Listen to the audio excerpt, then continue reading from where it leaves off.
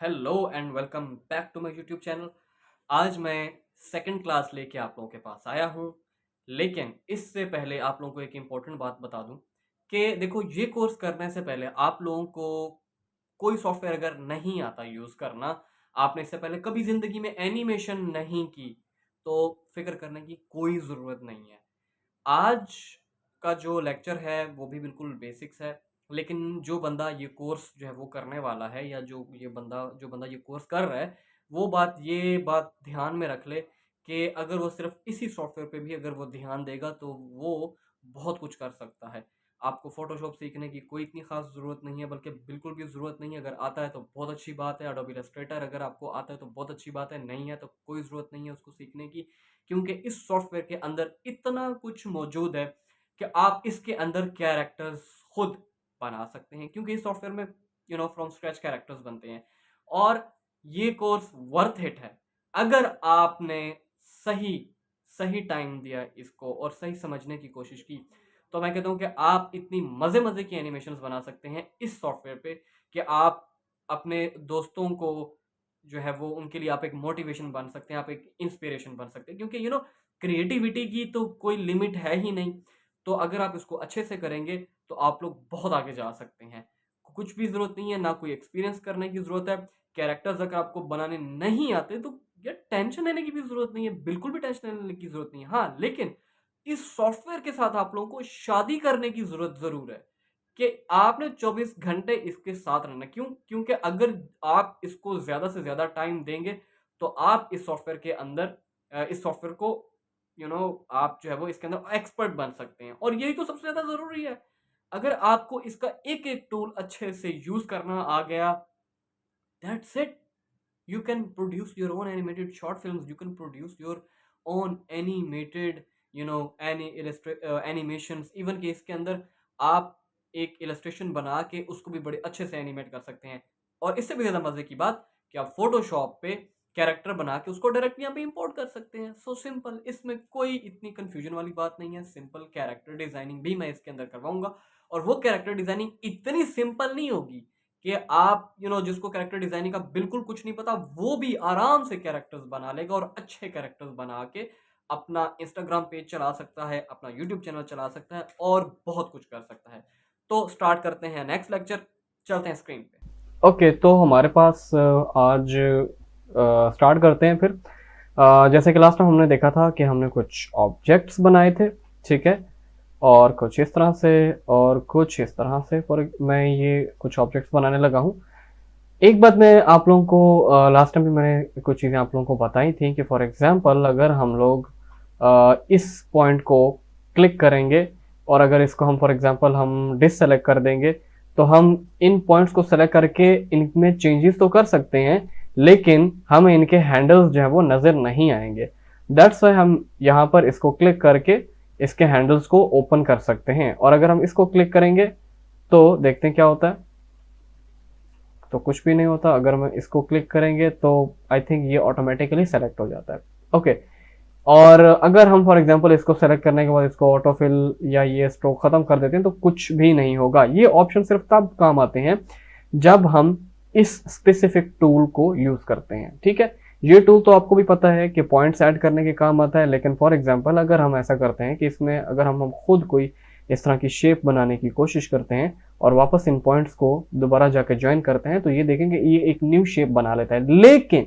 लेकिन ये new shape सिर्फ तभी बनती है जब ये autofill, auto stroke and auto weld जो है ये क्या होते हैं, ये चेक्ड होते हैं। अगर मैं ये भी चेक कर दूं तो ये देखें, ये राउंडेड कॉर्नर्स नहीं बनेंगे, बजाय राउंडेड कॉर्नर्स बनने के ये शार्प कॉर्नर्स जो है वो इस तरह से जाके बनेंगे, ठीक है। इससे पहले तो ये सिस्टम था कि जरा मैं ये डिलीट कर देता हूं। इससे पहले तो ये सिस्टम था कि फॉर एग्जांपल अगर मैं यहां पर इस तरह से करिए, देखा अब तो ये ड्रैग भी नहीं हो रहे, ठीक है। मैं शार्प कॉर्नर्स को हटा देता हूं और ये देखिए मैं इसको थोड़ा सा ड्रैग भी करता हूं, तो ये देखें ये राउंडेड कॉर्नर्स जो है वो बन रहे हैं, कुछ इस तरीके से, कुछ इस तरीके से और कुछ इस तरीके से। और हमारे पास यहाँ पे हैंडल्स के भी ऑप्शन मौजूद हैं कि हम इसकी शेप जो है वो उस तरीके के साथ जो है वो एडजस्ट जो है वो कर सकते हैं, लाइक दिस। ठीक हो गया।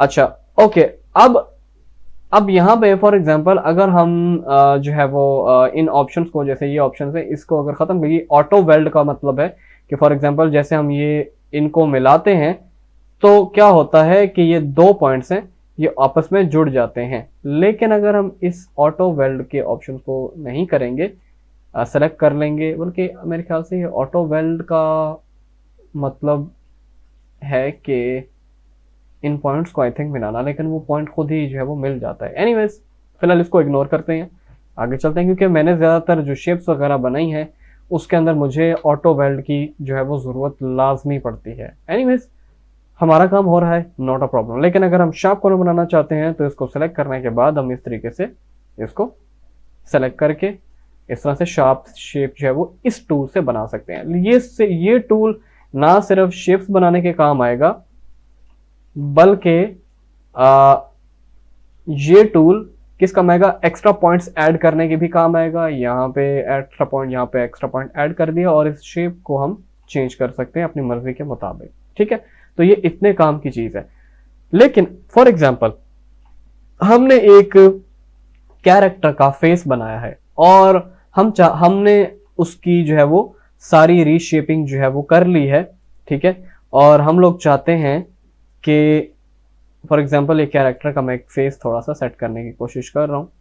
ठीक है, बाज़ दफ़ा ऐसा होता है कि हम एक चीज़ जो है वो पहले कर लेते हैं,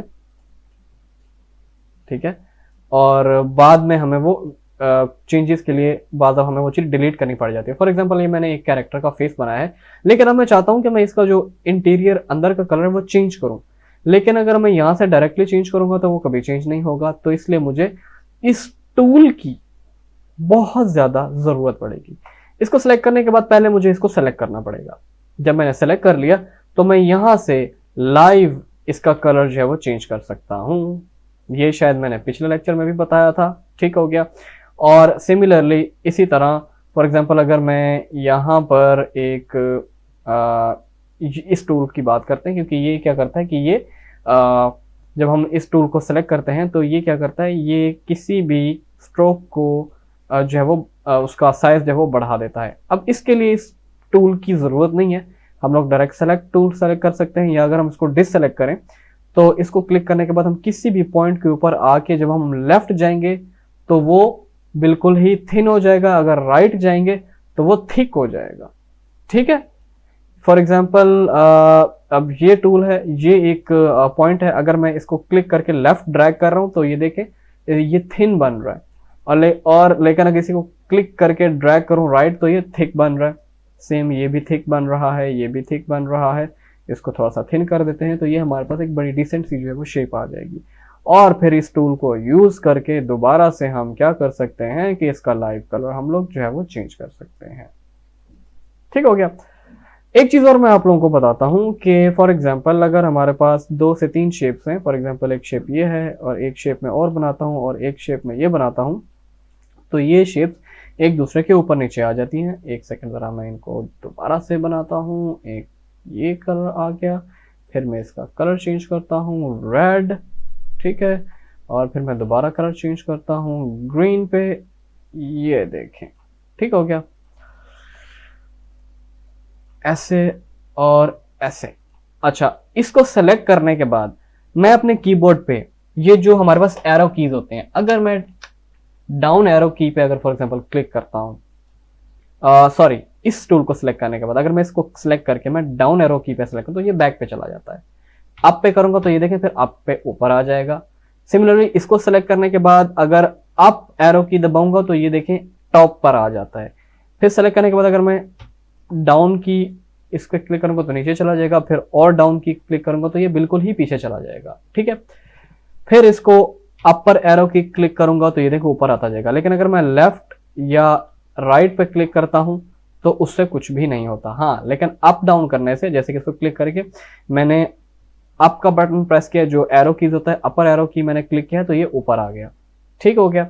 और सेम इसी तरह ये देखें ऊपर आया, फिर ये रेड के भी ऊपर आ गया और इसके भी ऊपर आ गया, क्योंकि मैंने 2 दफा क्लिक किया इसके ऊपर। ठीक है, तो ये एक बिल्कुल बेसिक चीज है। उसके अलावा एक टूल और है जो कि बड़े काम की चीज है, आई थिंक ये टूल है, हाँ ये टूल है। और इस टूल से स्ट्रोक एक्सपोजर, ओके ये टूल है। इससे क्या होता है कि हमारा कोई भी स्ट्रोक, फॉर एग्जांपल इन दो पॉइंट्स के दरमियान एक स्ट्रोक है, तो अगर हम इसको क्लिक करेंगे तो ये हाइड हो जाएगा, दोबारा क्लिक करेंगे तो ये दोबारा आ जाएगा, अदरवाइज ये हाइड हो जाएगा। तो इसको मैं थोड़ा सा आप लोगों को क्लियरली करके दिखाने की कोशिश करता हूँ कि फॉर एग्जांपल इसका स्ट्रोक थोड़ा सा एक काम करते हैं, हम इसको थोड़ा सा पहले से सेट करने की कोशिश करते हैं। अरे यार ये क्या सेलेक्ट हो गया, विड्थ थोड़ी सी बढ़ा देते हैं, विड्थ हम लोग कर देते हैं, इसका स्ट्रोक ब्लू कर देते हैं, और इंटरनली हम लोग कर देते हैं येलो। ओके, अब जब हम इस ऑब्जेक्ट को बना लेते हैं, तो बनाने के बाद मैंने आप लोगों को दो टूल्स बताए थे। इसको सेलेक्ट करने के बाद हम इसको सेलेक्ट करेंगे, और नहीं बल्कि ज़रूरी नहीं है कि हम इसको सेलेक्ट करें। इसको सेलेक्ट करने के बाद हम ये देखें, ये एंकर पॉइंट है, इस पर क्लिक करके राइट पे ले जाएंगे तो ये स्ट्रोक मोटा हो जाएगा, और यहाँ लेफ्ट जाएंगे तो पतला हो जाएगा। जैसे जैसे लेफ्ट जाते जाएंगे वो पतला हो जाएगा और एक बिल्कुल जीरो हो जाएगा। लेकिन अगर हम ये टूल सेलेक्ट करें और यहाँ पे क्लिक करें तो ये देखें, ये एक एरिया उसका बिल्कुल हाइड हो गया। ठीक है, दोबारा यहाँ पे इसके ऊपर भी क्लिक करेंगे तो ये गायब हो जाएगा, यहाँ पर क्लिक करेंगे तो ये गायब हो जाएगा। ठीक हो गया, देखें यहाँ पे क्लिक कर रहा हूँ, यहाँ पे क्लिक कर रहा हूँ, तो ये देखें मेरे पास एक शेप आ गई। और इसको थोड़ा सा मजीद और मोटा कर देते हैं ये राइट पे, और इसको भी थोड़ा सा इस तरह से बना देते हैं। ठीक है, तो ये एक बड़ी ज़बरदस्त सी शेप आ गई। ठीक है, मुझे तो एक बंदा याद आ गया जिसकी मूछें यहाँ से इतनी मोटी थी और नीचे से थोड़ी सी पतली थी, एक कार्टून याद आ गया। एनीवेज, सो ये tool stroke exposure I think, बल्कि हाँ ये तो किसी और काम के लिए यूज होता है, मैं नेक्स्ट लेक्चर में बताऊंगा। सो यहाँ तक कोई क्वेश्चन आई होप कि नहीं होगा, बिल्कुल बेसिक चीज़ें हैं। मैंने आपको दो टूल बताए हैं, एक ये टूल बताया है मैंने सेलेक्ट शेप, और एक ये टूल बताया है, और आपको थोड़ा बहुत मैंने इस टूल के बारे में बताया है। और दूसरी बात आप लोगों को बताता हूँ कि एक टूल थोड़ा सा और भी देख लेते हैं। ये पता नहीं क्यों डिलीट नहीं, कंट्रोल ए डिलीट करते हैं इसको। अच्छा, फॉर एग्जांपल अगर मैंने ये टूल सेलेक्ट किया है, और ये जो टूल है इससे क्या होता है कि मैं इसको सेलेक्ट करने के बाद राइट पे ले जाता हूं, तो ये क्या करता है, ये किसी भी स्ट्रोक को या तो गोल कर देगा, या फिर उसको बिल्कुल ही जो है वो कॉर्नर कर देगा। फॉर एग्जांपल अगर मैं यहाँ पे क्लिक करता हूँ, मैं ये एक एरिया सेलेक्ट करता हूँ। ठीक है, इस टूल से मैं ये एक एरिया सेलेक्ट करता हूँ, और एरिया सेलेक्ट करने के बाद मैं ये टूल लेके इसको पकड़ के लेफ्ट की तरफ ड्रैग करता हूँ, तो ये देखें ये इसको कॉर्नर बना देगा। ठीक है, ये जो पॉइंट है इसको बिल्कुल वो कर देगा, यानी कि क्या कहते हैं उसको, शार्प कॉर्नर बना देगा। लेकिन अगर मैं इसको राइट की तरफ लेके जाऊंगा तो देखें ये बढ़ा देगा स्ट्रोक्स को। ठीक है, मतलब यहाँ पे कॉर्नर नहीं करेगा, यानी कि दो पॉइंट्स की लाइंस को एक पॉइंट से दूर ले जाएगा। और यहाँ पर अगर हम लेफ्ट की तरफ मैं इसको मूव करूँ तो वो क्या करता है कि उनको आपस में मिला देता है। अब होता ये है, मैं इसको सेलेक्ट करता हूँ और कंट्रोल शिफ्ट दोनों दबा के इसको सेलेक्ट करूंगा, तो ये दो पॉइंट्स जो है वो सेलेक्ट हो जाएंगे। लास्ट लेक्चर में मैंने ये बताया था कि इस लेक्चर से कर सकते हैं, कंट्रोल से इस तरीके से कर सकते हैं, लेकिन कंट्रोल शिफ्ट दोनों दबाएंगे तो इसको क्लिक करेंगे और इसको क्लिक करेंगे तो ये दोनों सेलेक्ट हो जाएंगे, तो कंट्रोल शिफ्ट होगा। ठीक है, सिमिलरली इसको सेलेक्ट करने के बाद अगर मैं इनको लेफ्ट की तरफ लेके जाता हूं तो ये दोनों कॉर्नर्स जो है वो दोनों जो पॉइंट है दोनों कॉर्नर्स बन जाएंगे। लेकिन अगर मैं उसको राइट की तरफ लेके जाऊंगा तो ये दोनों कॉर्नर्स इसको फैला देंगे, अपने आप को थोड़ा सा इसको और ज्यादा दूर लेके चले जाएंगे।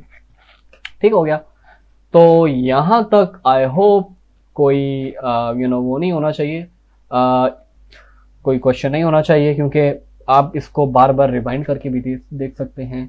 बहुत सिंपल चीजें हैं, करना क्या है कि आपने सिर्फ और सिर्फ इस चीज को बार बार देखना है, बार बार देखना है। जितनी ज्यादा आपकी प्रैक्टिस होगी उतना ज्यादा आपको बेनिफिट होगा। और प्रैक्टिस तो भाई करनी ही करनी है, प्रैक्टिस तो करनी पड़ेगी, प्रैक्टिस के बगैर तो बात नहीं बनेगी। और ये तो एडोब इलस्ट्रेटर से भी बहुत ज्यादा इजी है।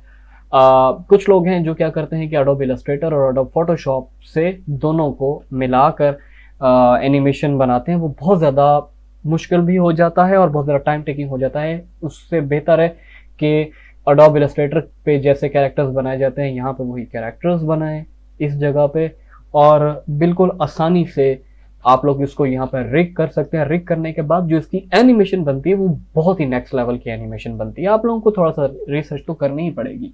एनीवेज, आज की क्लास यहीं तक थी। कोई क्वेश्चन हो तो आप लोगों ने कमेंट सेक्शन में क्वेश्चन लाजमी करने हैं। इसको सीरियसली लेके चलें बिकॉज ये लाइफ चेंजिंग एक कोर्स है, और आप लोगों को जो लोग सीरियस हैं मेरी उनसे जो है वो एक रिक्वेस्ट है, बल्कि रिक्वेस्ट भी नहीं बल्कि मैं इस चीज़ को एम्फेसाइज करूंगा कि आप लोगों को ये कोर्स देखना चाहिए और अपना टाइम हरगिज वेस्ट नहीं करना चाहिए किसी भी ऐसे वैसे कोर्स के ऊपर। अगर आप इन्फ्लुएंसर बनना चाहते हैं, आप सर्विसेज अपनी सेल करना चाहते हैं, आप बिजनेस करना चाहते हैं या कुछ भी, अगर आप चाहते हैं कि आप जो है वो आपको एनिमेशन का बहुत शौक है और आप एनिमेशन की दुनिया में आप अपनी क्रिएटिविटी शो करना चाहते हैं, तो ये सॉफ्टवेयर सबसे बेस्ट है। अडोबी कार्टून एनिमेटर हो गया, अडोबी एनिमेट हो गया, या दूसरे जितने भी सॉफ्टवेयर हैं, इवन के हैंड ऑन भी बहुत मुश्किल होता है। हैंड ऑन एनिमेशन तो बहुत टाइम टेकिंग होती है और बहुत मुश्किल भी होती है। ये उससे भी ज़्यादा अच्छा सॉफ्टवेयर है और उससे भी ज़्यादा अच्छे रिजल्ट जो है वो दे सकता है।